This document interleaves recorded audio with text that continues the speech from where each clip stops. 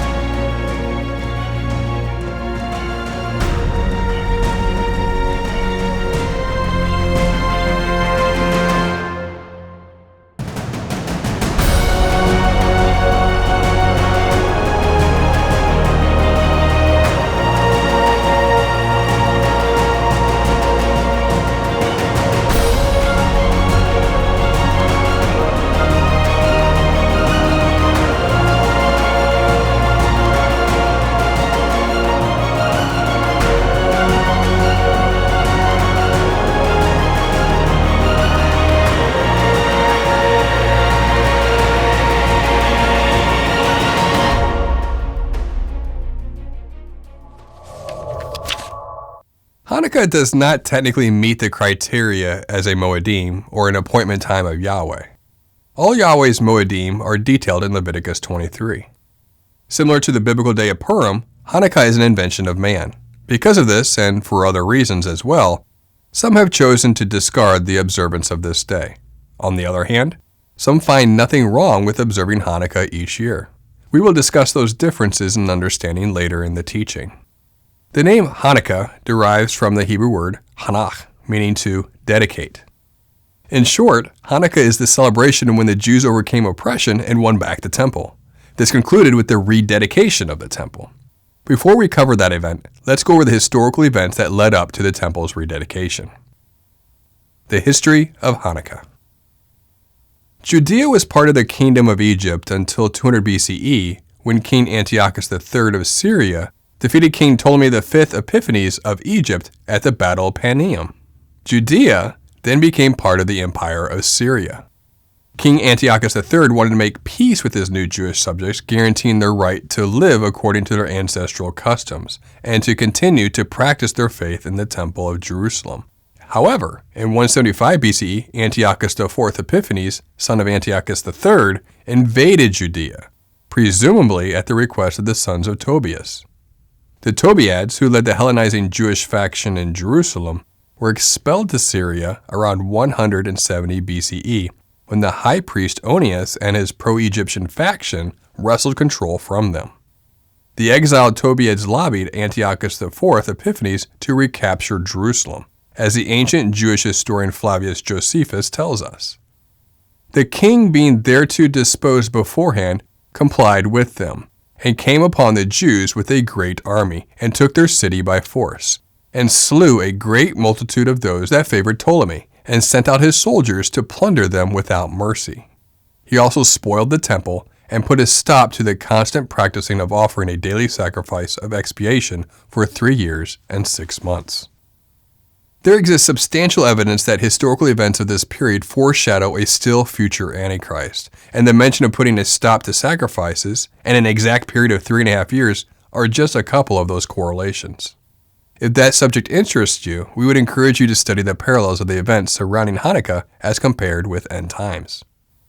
These correlations would seem to provide some evidence of the value of the memorial of Hanukkah, as we know that events seem to cycle and foreshadow, often down to the very same day, meaning these events appear likely to occur one final time. It is quite interesting to study Antiochus as a type of Antichrist. From his well-documented actions, we can learn the mind and character of the future Antichrist still to come. Some of the following historical accounts might not be suitable for younger viewers, so please use discretion. In 167 BCE, Antiochus ordered the altar to Zeus erected in the temple. Our Messiah stated that an event like this was to occur again, Matthew chapter 24. So when you see the abomination of desolation spoken of by the prophet Daniel standing in the holy place, let the reader understand, and let those who are in Judea flee to the mountains. So what followed? When the Second Temple in Jerusalem was looted and services stopped, practicing the Torah was immediately outlawed. Antiochus put to death anyone who worshipped Yahweh or studied Torah. As a foreshadowing type of Antichrist, it should be noted that he specifically brutally punished circumcision, Sabbath keeping, and eating according to Leviticus 11. Such things were his focus.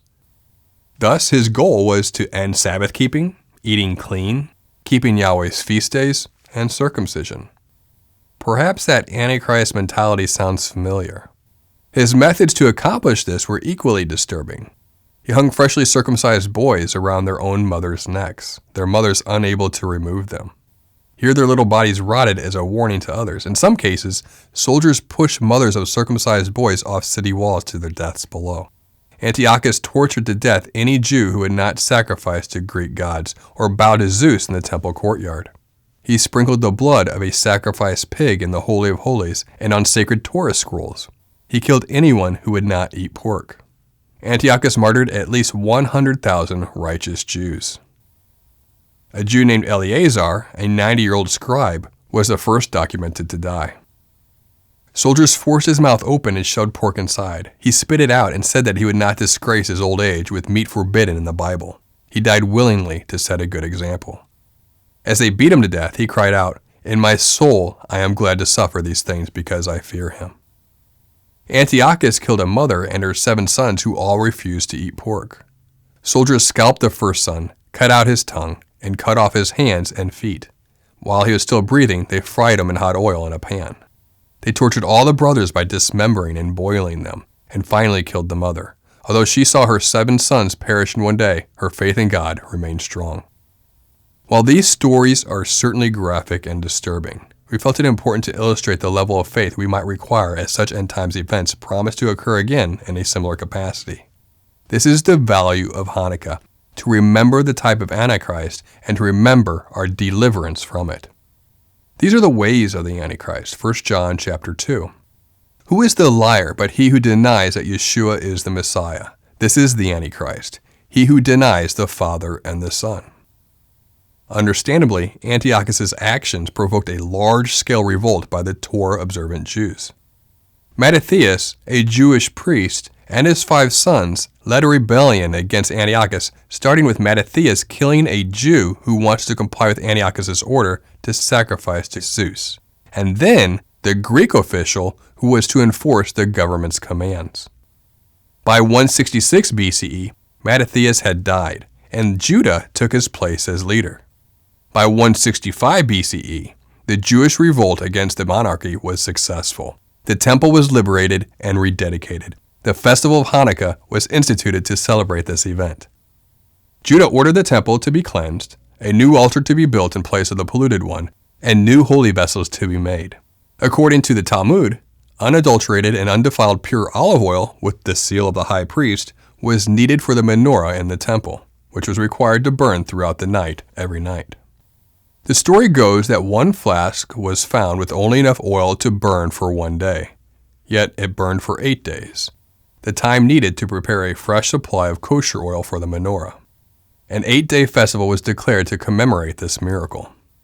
It should be noted that there exists no extremely credible documentation of the miracle. It is difficult to state with scholarly confidence that this did or did not actually happen. The miracle of the oil is widely regarded as a legend, and its authenticity has been questioned since the Middle Ages. The debate is largely fruitless, as it could be difficult to prove either way. It could be mentioned that if the miracle did indeed occur, that it would have shown up in detail in one of the books of Maccabees. The version of the story in 1 Maccabees states that an 8-day celebration of songs and sacrifices was proclaimed upon the rededication of the altar, and makes no specific mention of the miracle of oil.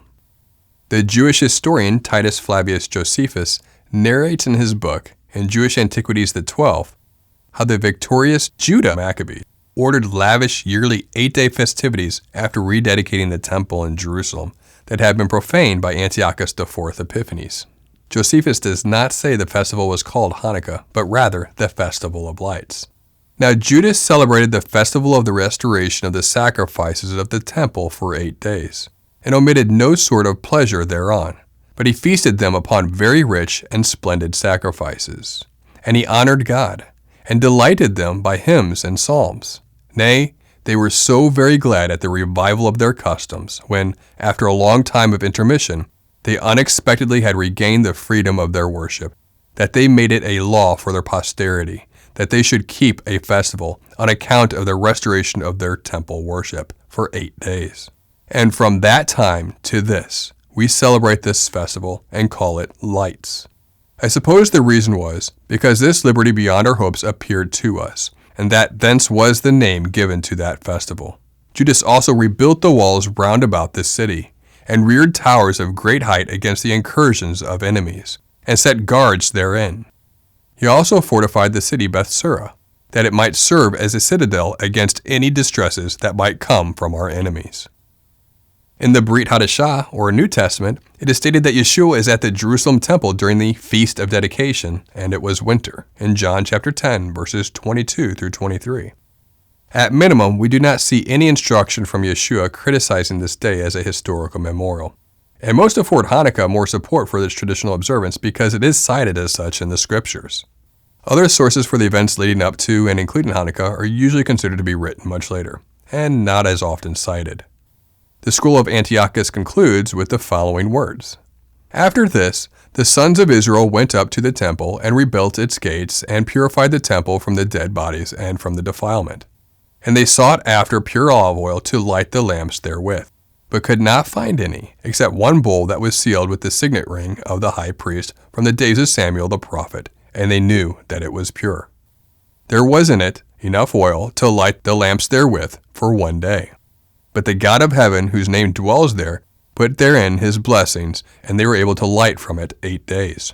Therefore the sons of Ashmoni made this covenant and took upon themselves a solemn vow, they and the sons of Israel, all of them, to publish amongst the sons of Israel, to the end that they might observe these 8 days of joy and honor, as the days of the feast written in the book of the law, even to light in them, so as to make known to those who come after them that their God wrought for them salvation from heaven.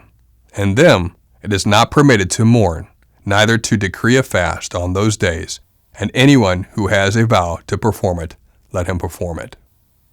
Because Hanukkah is not one of the Moedim, and because the miracle of the 8 days of oil cannot be proven, some suggest the idea of Hanukkah should be discarded. We do not agree with such a hard stance against Hanukkah. However, we do believe that those who are uncomfortable with memorializing this day should not feel compelled to observe it. Likewise, those that are uncomfortable with the day should not divide the body of the Messiah because of their discomfort. There is nothing against the Torah for memorializing certain events as a reminder of what occurred. That is important to understand, because we base what is permitted or not permitted from the instructions from our Creator.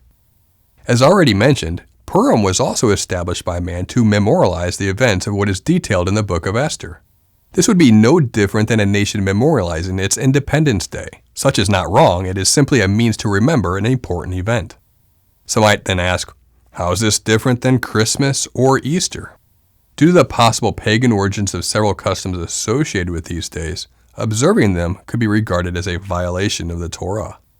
We are to not worship Yahweh in the same way that other nations worship their gods. Deuteronomy chapter 12. Take care that you be not ensnared to follow them, after they have been destroyed before you, and that you do not inquire about their gods, saying, how did these nations serve their gods? That I also may do the same. You shall not worship Yahweh your God in that way. Since Purim and Hanukkah do not originate from the ways or days that the nations worship their gods, then the concept of Hanukkah and Purim do not violate his Torah. A difference between Purim and Hanukkah that is worthy of consideration is that Purim is found in the Bible, Esther chapter 9, whereas Hanukkah memorializes an event that occurred after the Tanakh was written, but before the YHWH was written. Though some debate it, again, the only place in Scripture that refers to Hanukkah is the book of John, John chapter 10. At that time, the Feast of Dedication took place at Jerusalem. It was winter. As we covered in the beginning of this teaching, Hanukkah is a historical remembrance of the rededication of the temple and all of the events that led up to it. Traditions of Hanukkah. During Hanukkah, on each of the 8 nights, a candle is lit in a special menorah called a Hanukkah. There is a special ninth candle called the shamash, or servant candle, which is used to light the other candles. The shamash is often in the center of the other candles and has a higher position. It is often referred to as emulating Yeshua. On the first night, one candle is lit. On the second night, two are lit, until all are lit on the eighth and final night of the festival. Traditionally, they are lit from left to right. A special blessing, thanking Yahweh, is said before or after lighting the candles, and a special Jewish hymn is often sung. The menorah is put in the front window of houses so people passing can see the lights and remember this story of Hanukkah. Lots of games are played during the time of Hanukkah. The most popular is dreidel or sivion. It's a four-sided top with a Hebrew letter on each side. The four letters correspond to this Hebrew phrase, Nes gadol haya sham, which corresponds to the phrase in English, a great miracle happened there. The player places a coin, nut, or chocolate coin in a pot, and the top is spun. The letter Nun comes up, nothing happens. If it's Gimel, the player wins the pot. If it's Hey, you win half the pot. If it's Shin or Pei, you have to put another item into the pot and the next person has to spin. Food fried in oil is traditionally eaten during Hanukkah. Favorites are latkes, which are potato pancakes, and also deep-fried donuts that are then filled with jam or jelly and sprinkled with sugar. In some circles, Hanukkah has also seemed to become a time for giving and receiving presents and are often given on each night. Many are uncomfortable with this tradition, as it was intentionally developed as a competition against Christmas. Thus, most who hold to the testimony of our Messiah Yeshua also understandably make every attempt to avoid assimilating Christmas-like traditions into their Hanukkah memorial or celebration. For whatever is worth, 119 Ministries also gravitates to such an approach. Why a Hanukkah? Some express concerns on the usage of a Hanukkah during Hanukkah. It is viewed as an attempt to replace or pollute the biblical 7-candle menorah reserved at Yahweh's temple. What might need to be considered is that it is simply a candlestick that by no means replaces the menorah, though the idea of it was certainly inspired by the biblical menorah. Those who are concerned with using a Hanukkah should certainly avoid using it. However, there does not seem to be any Torah instruction forbidding it. One valid concern we would like to point out, though, is that some of the traditional prayers states that Adonai commanded us to light the lights of Hanukkah. This, of course, is not true and would be considered adding to the Torah, Deuteronomy chapter 4, verse 2. We would encourage others to consider not saying such prayers which violate the Torah. If you are watching this teaching near the time of Hanukkah, we wish you a blessed memorial of the day.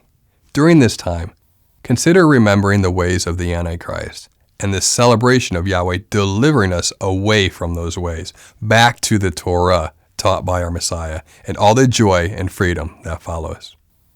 We hope that this teaching has blessed you, and remember, continue to test everything. Shalom.